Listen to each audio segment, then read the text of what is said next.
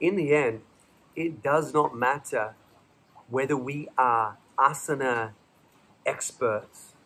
It doesn't matter the proficiency of our postures, the depth of our flexibility, how long we can sit in meditation, how many mantras we know, how many texts we've read, how many malas we have draped around our necks. It doesn't matter. In the end, all that matters is how we live. How do the teachings translate off the mat into what we do in our lives, in our parenting, in our partnering, in our marriages, in the way that we show up for ourselves and for our communities? That's what yoga ultimately is about. What good is it to know all of the jargon, to look the part, to change our names to Yogi Steve or Yoga Rupa, if our marriages are full of lies and deceit, our bodies are riddled with disease, our minds are plagued by fear and doubt and worry, then what's it all for? What's the show for? It's for nothing.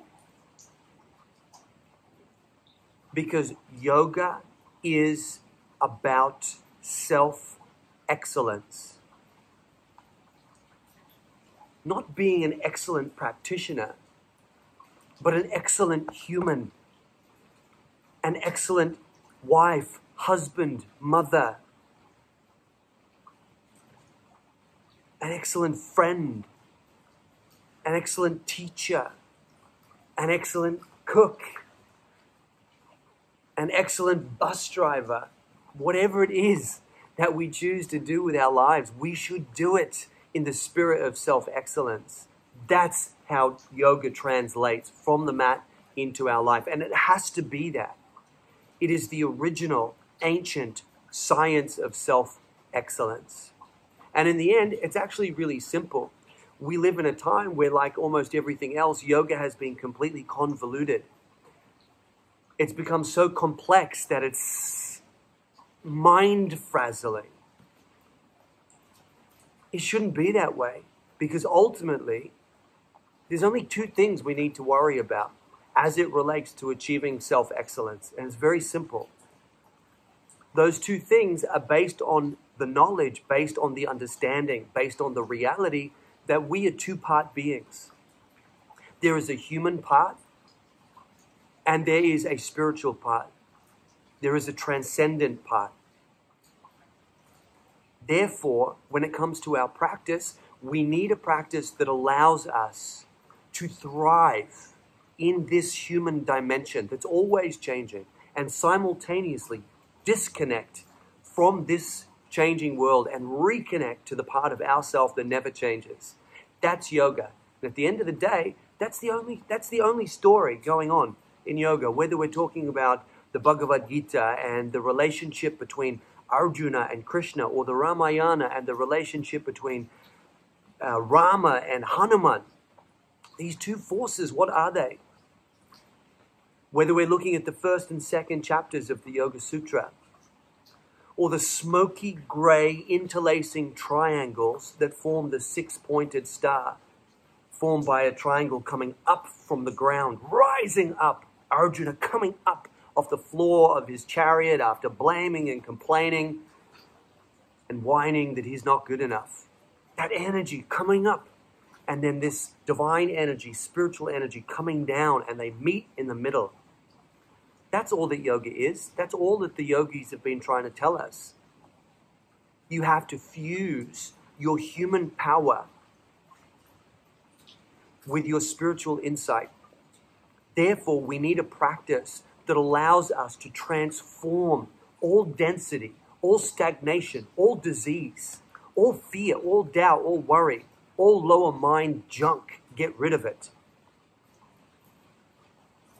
And that's what we do with real Hatha yoga. That's what Hatha yoga is. That's how we thrive at the human level. But that's not enough, because that will make you more powerful. But power without self-awareness, that's a recipe for disaster. So then we must have the meditative component on top. Must. But at the same time, you can't just have meditation. because then you have the self-awareness, but you don't have the power and the drive to put that knowledge into action. So you need both. You need the interlacing smoky gray triangles. You need the Krishna and the Arjuna. You need the Rama and the Hanuman. United. That's how we thrive. I'll say it again. One more time. In the end, all that matters is how we live. That's it. How we live. That is the spirit. That is the true Shakti, the true power, the true intention behind the trainings that we run here. It's not about making you more flexible. It's not about making you into the most spiritual yogi who looks the part in their Instagram posts. Who gives a shit? We want you to thrive in life by showing you how to connect to that part of yourself that is always free and dissolve that part of you that was never meant to be there, that is acquired, that is programmed, that is conditioned. We get rid of that, we reconnect to that, and then we bring that united force forward with the full power of our souls. That is what we're all about. So next rodeo is happening on September the 1st. 108 days of radical self-transformation, moving towards certain, absolute, without a doubt, you're going to experience it. Your own unique version of self-excellence. What are you here to do? Why did you come here? Figure it out and then live it. Bring it forward with the full force of your soul. That's the deal. That's yoga. That's the real deal with yoga. September the 1st, we're doing it again. 200-hour, online, traditional Hatha yoga and meditation. Teacher training, but more than that, it's a mentorship program. It's a self-development program. It's a program for life. If you end up teaching, great, you're going to be a great teacher. But beyond that, let's just focus on being great humans because we need more of those in the world right now. You know it. So let's be it. Let's be those shining lights. See you there. September the 1st.